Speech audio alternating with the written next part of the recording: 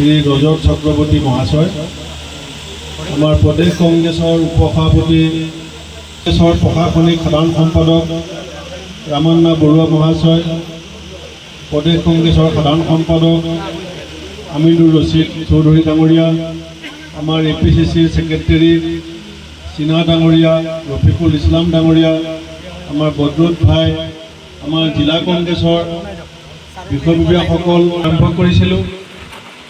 আৰু আমাৰ অসম কংগ্ৰেছৰ উদ্দেশ্য হৈছে মানুহৰ মনৰ কথা বুজ লোৱা।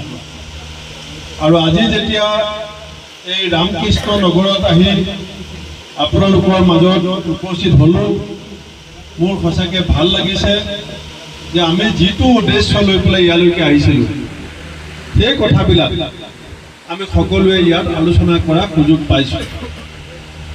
আমাৰ কেইবাজনো প্ৰায় 10 গৰাকী স্থানীয় ব্যক্তিয়ে নিজৰ নিজৰ বক্তব্য ৰাখিছে।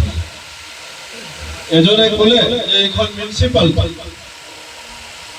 গুৱাহাটীও এখন মিউনিচিপাল কৰ্পৰেশ্যন, শিলচৰো এখন মিউনিচিপাল কৰ্পৰেশ্যন, আৰু আমি য'ত বহি আছোঁ এইখনো মিউনিচিপাল। কিন্তু কি ক'লে যে একো সুযোগ আৰু সুবিধা নাই। নামত মিউনিচিপালিটি, কিন্তু সুযোগ আৰু সুবিধা একো নাই। কিন্তু হিমন্ত বিশ্ব শৰ্মাই কি কয়, কি কৈছে যে ভণ্টিয়ে ক'লে যে স্মাৰ্ট মিটাৰ মানুহে বিচৰা নাই। আমাৰ আগৰ যিটো মিটাৰ আছিলে সেইটো ভাল। এতিয়া 2 দিন যদি লাইট দিয়া বিল দিয়া দেৰি হয়, আপোনাৰ লাইনটো কাটি দিয়ে। সেইকাৰণে মোক ৰাইজে সুধিছে যে কংগ্ৰেছ আহিলে কি হ'ব। কংগ্ৰেছ আহিলে স্মাৰ্ট মিটাৰ বৰাক নদীত উটুৱাই দিম।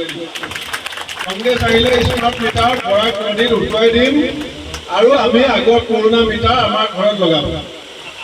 আৰু আমি সিদ্ধান্ত লৈছোঁ, আপোনালোকে খবৰ ল'ব, কৰ্ণাটকত কংগ্ৰেছ চৰকাৰ, তেলেংগানাত আমি সাধাৰণ পৰিয়ালক 200 ইউনিট বিজুলী বাতি আমি ফ্ৰীকৈ দি আছোঁ।